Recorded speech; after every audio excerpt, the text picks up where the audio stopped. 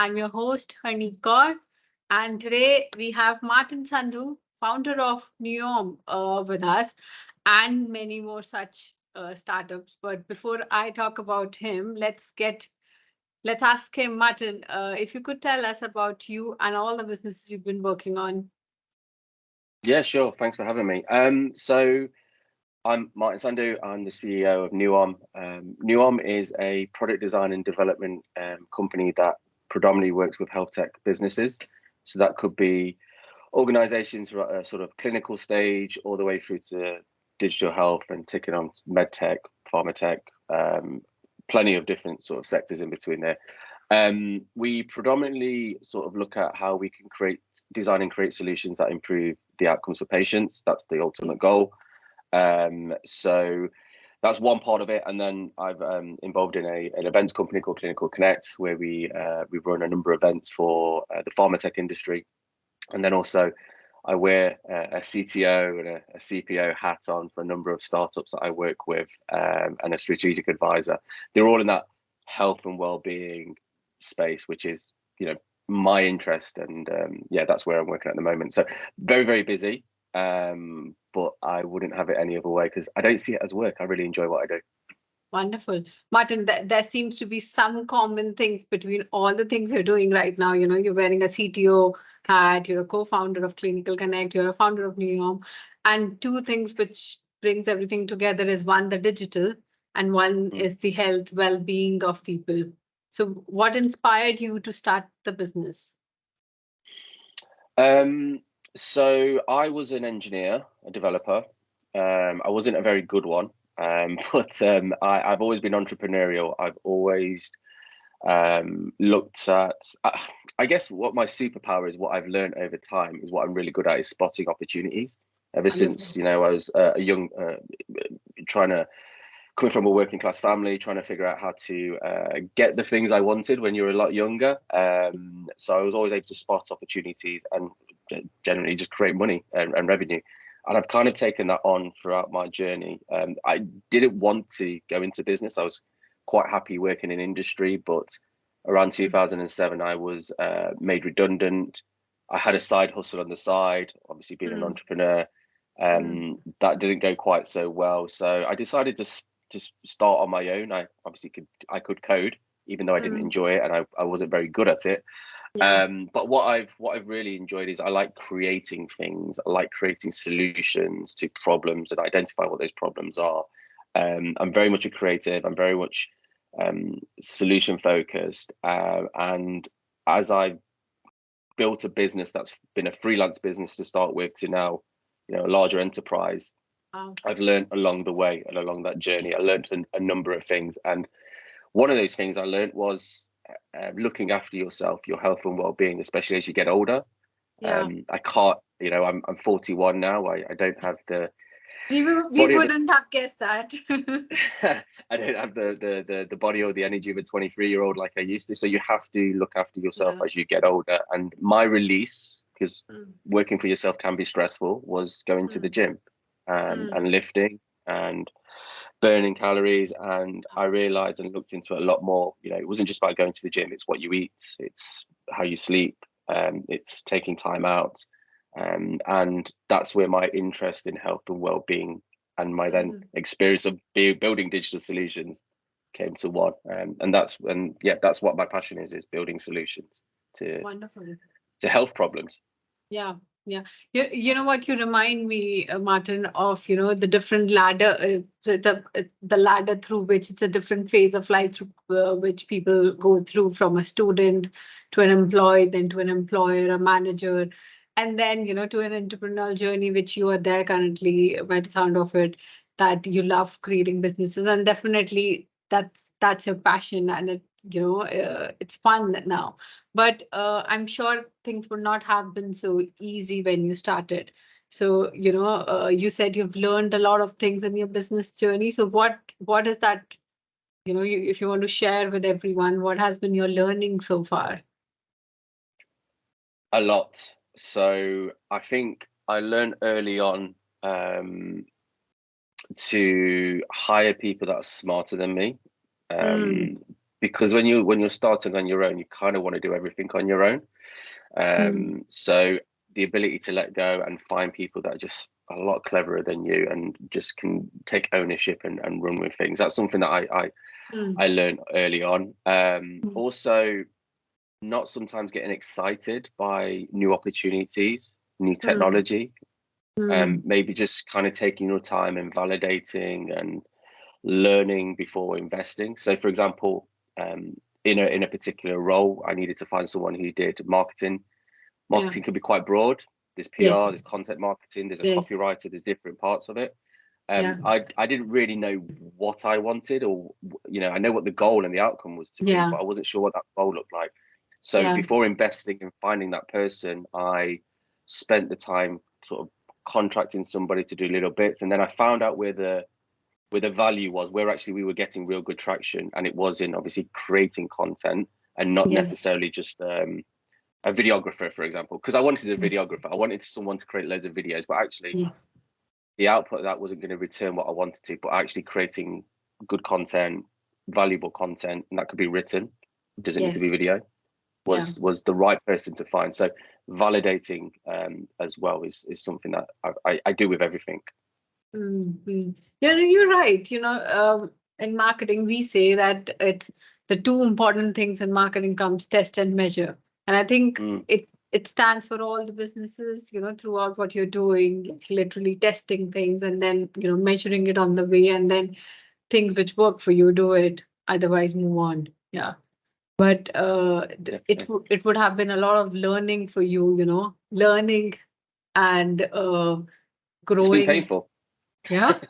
And it's like a roller coaster, right? You have to go on the roller coaster. And I've been doing this for, where are we at, 23, I lose count, 16 years. And it's the best education that I've ever had.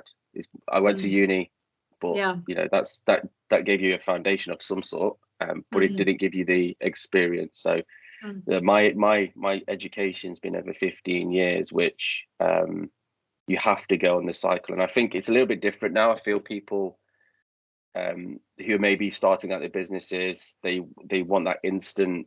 They're not willing. Some people are, some people aren't, and they want it to be quicker. They want to take shortcuts.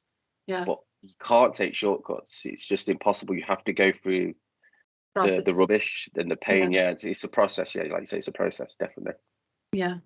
So Martin, if you could think of some success stories, share with us, when in your business journey you face certain obstacles and how you and the team was able to overcome those obstacles, in terms of some common misconceptions you find in the business, and then you were able to overcome them.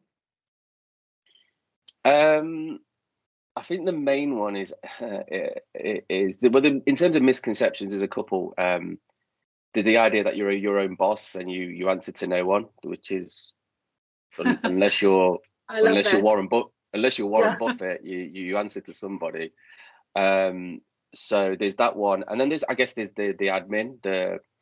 The challenge I had when, once again, this goes back to how people who set up a business, there's setting up being your own boss, as in a freelancer, and having contractors to then actually employing people. And as you start to grow and grow and grow, you have more and more admin. And that's the thing that people forget about actually owning a business, the amount of admin. So as we grew and scaled the first time round, I didn't really account for that, which was quite overwhelming. And that means, finding the right people, building a senior leadership team, but then building good operational processes that when people leave, or people that everything's in your head and you need somebody to run and do that job, not having those down. So there's all of that bit that I guess is the boring bit that people don't really want to do.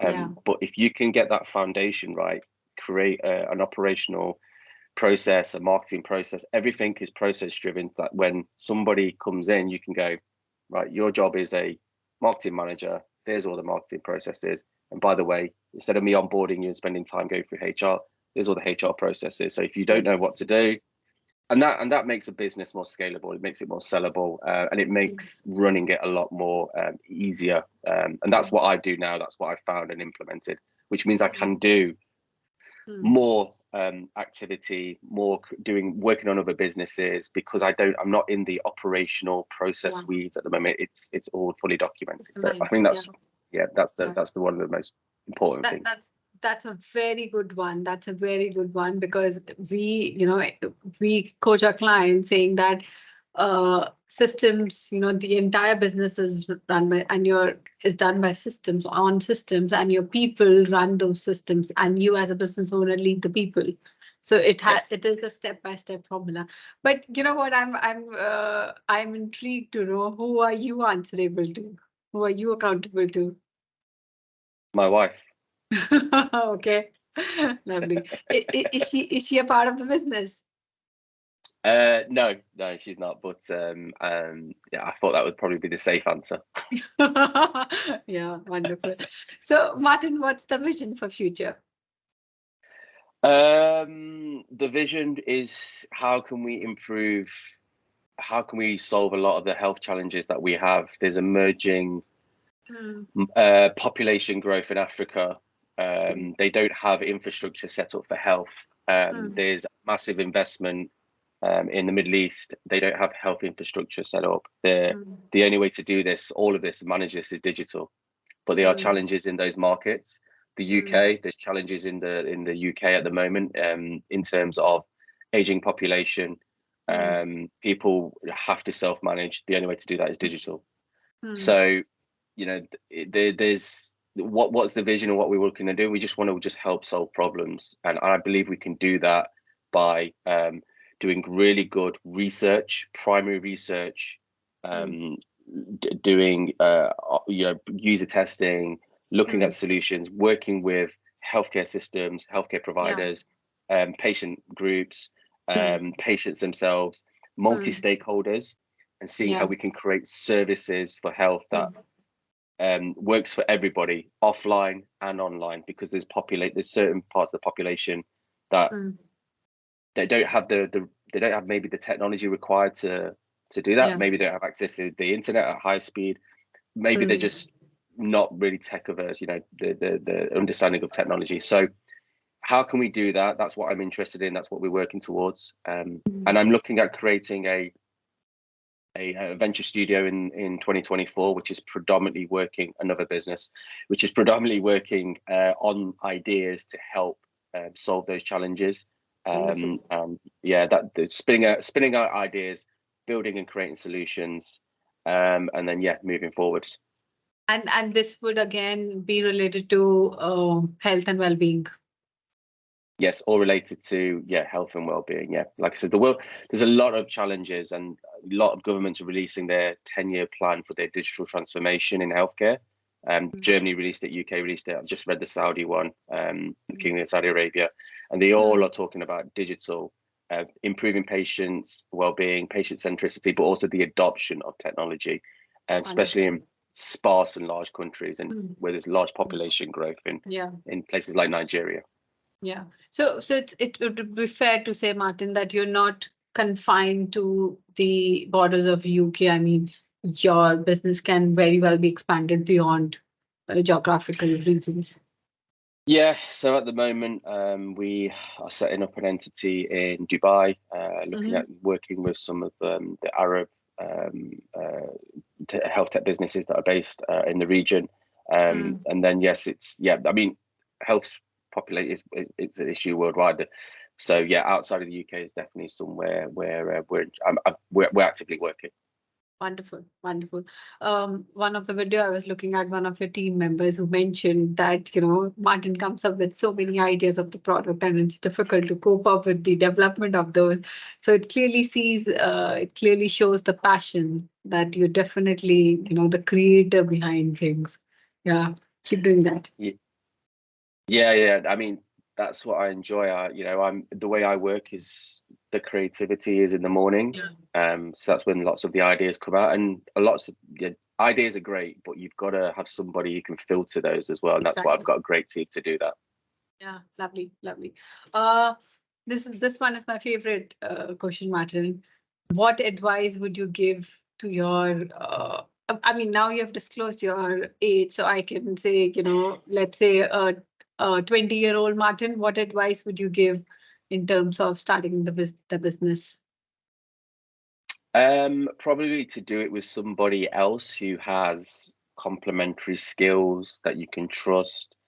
I think somebody who you can work with. I've kind of done it on my own. I have done it on my own. So it can be sometimes quite lonely, especially when you have issues. There's obviously dark times. So I think having somebody to work with, if I was to do it again, I would do it with somebody else that I could work with. Like I said, complementary skills, somebody you can trust. Yeah, definitely working with somebody else. Wonderful, wonderful. So, Martin, tell the fact that business owners are so busy. It's like I've heard all the clients saying, some at the other point of time, that they wish they would have more hours in a day. Do you also feel that at times? No, I used to before I had children, because that obviously changes the amount of hours you have in a day.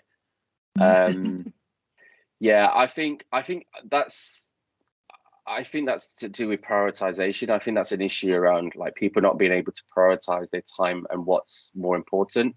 I learned a long time ago to how to prioritize and to work on the most important things. And the skill those people probably need to learn is to delegate. And whether that's to their own team or whether this comes back to what we talked about before, is systemizing and creating a process that you can then find somebody who you can contract, for example, to do some parts of that. Because I reckon 80% of the stuff that they're probably spending their time on, they're not getting the value or the return that they want. There's that 20%, which I call the 10 times, where if you worked on that 20% and that 20% only, you could 10 times your revenue, profit, growth, whatever you want to call it. So it's trying to, everything that you need, just moving to delegate and only working on the stuff that actually you can do, and you're going to get a really good return on. 80-20? Is that the 80-20 rule?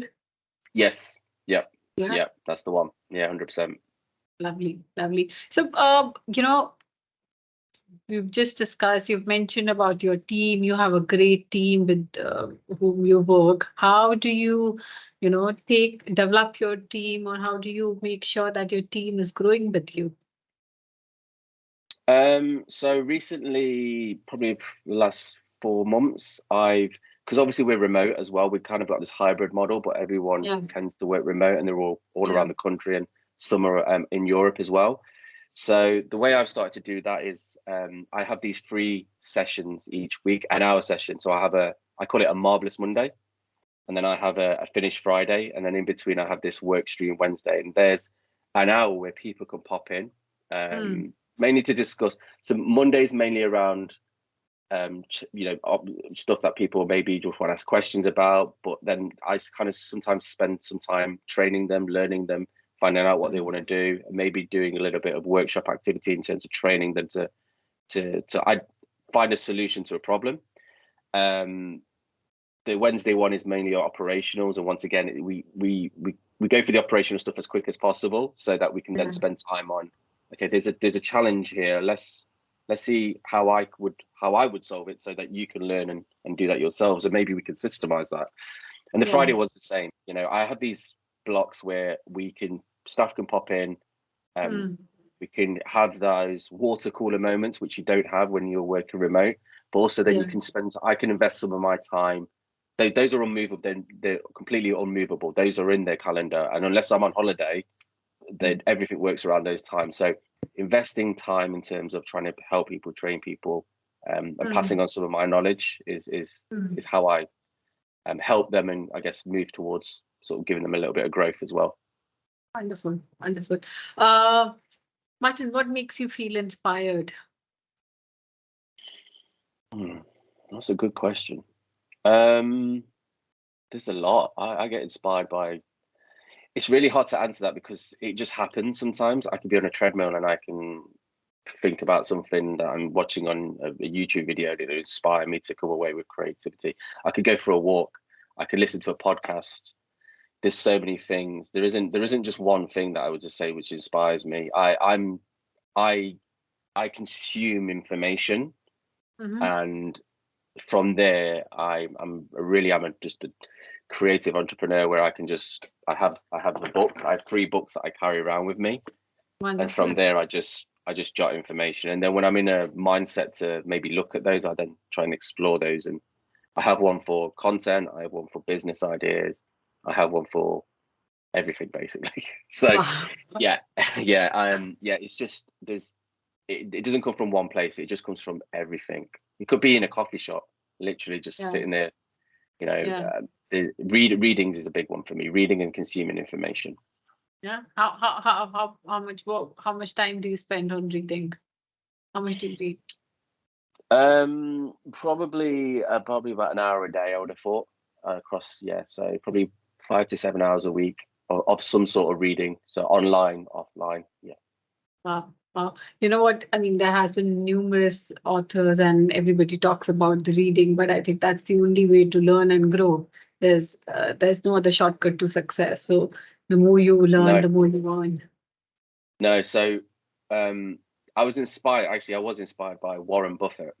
Oh, wonderful. He's obviously one of the richest men in the world, if not the richest man in the world. He still reads 3 to 4 hours a day. He doesn't need to. He's the richest man in the world. But I read the Financial Times, for example, or I read a newspaper. That that's consuming information, and he does exactly the same. Obviously, he works in stocks and shares, so he's looking for tails or triggers to buy stocks and shares. And that's kind of where I took my inspiration from. If he can continue reading at that age and consuming information, and he's the richest man, one of the richest men in the world, then that's the right strategy, right? Just to continue with that. Absolutely. Love that, Martin. Martin, thank you so much for taking your time out and coming up here, sharing your learnings with our viewers.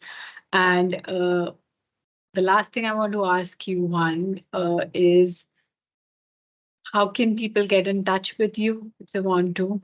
And if you have any message for anyone out there in terms of the well-being, what you're doing currently, what would that be? Just continue following us. So we're on LinkedIn, Nuom, which is NUOM, or you can go to our website, nuom.studio. If you're interested in that space, just continue following us, because we talk about it. We talk about the stuff that we're working on. I think that's the best channel. LinkedIn's definitely the best channel. And then if you want to follow me, it's obviously /Martin Sandhu. You'll find me on LinkedIn. Wonderful. This is the opportunity, Martin. Last one is, I always ask people, is there any question that I've not asked them that they wish I would have asked them? No, I think we've covered quite a bit. Okay. Wonderful. Once again, Martin, thank you so much for joining us. It was a pleasure listening to you, and really, really inspirational. And I see the passion you have towards, especially the well-being and the digital. You're a true creative entrepreneur, I would say. Yeah, so keep up your entrepreneurial journey, and we will be looking forward to seeing you across the borders and different countries or geographies. Brilliant. Yeah. Thanks for having me. Thank you. Thanks for your time.